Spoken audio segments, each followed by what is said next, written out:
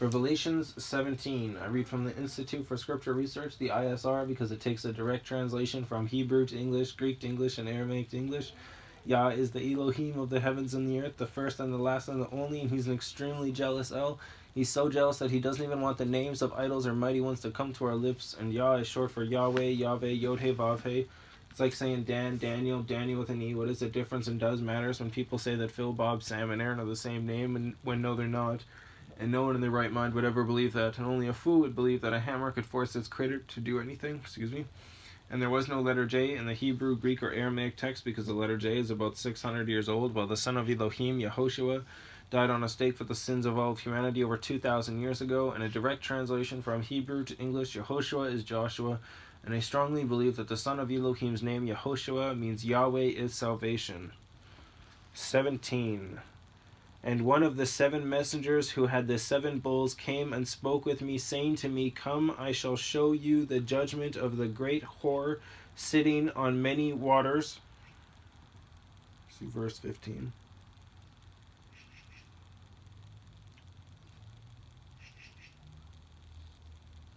Anyways. On many waters, with whom the sovereigns of the earth committed whoring, and the inhabitants of the earth were made drunk with the wine of her whoring. Jeremiah 51:7.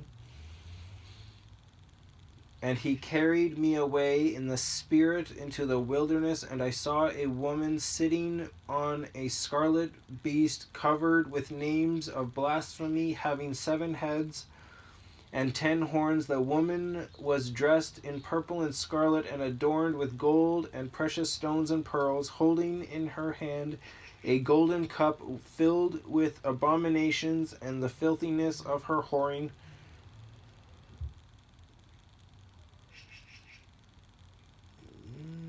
Did I do that right? Jeremiah 51:7 is that one? Which one was this? Oh, they're both B. Okay. I thought maybe I just missed over something. Okay.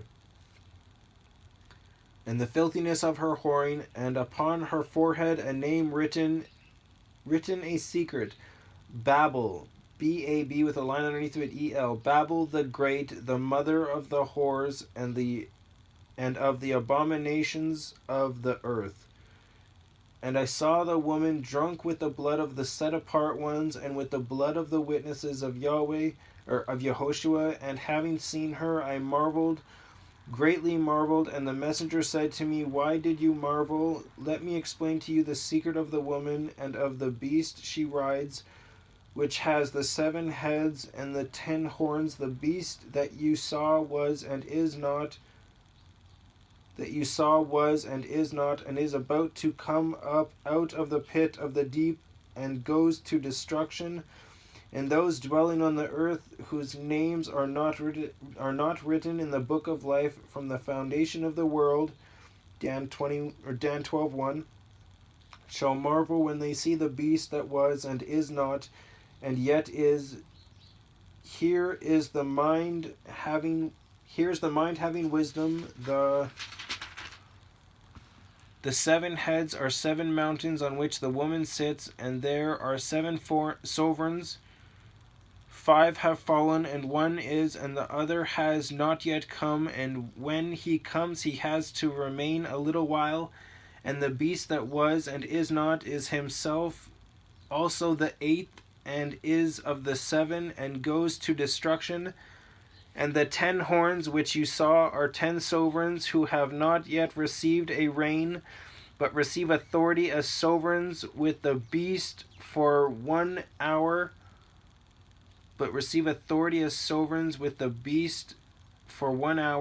They have one mind, and they shall give their power and authority to the beast.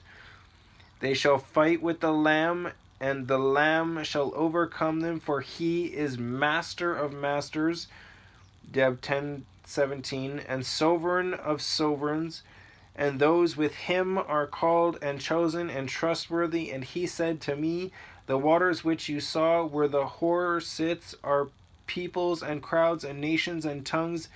And the 10 horns which you saw on the beast, these shall hate the whore, and lay her waste and naked, and eat her flesh, and burn her with fire. For Elohim did give it into their hearts to do his mind, to be of one mind, and to give their reign to the beast until the words of Elohim shall be accomplished.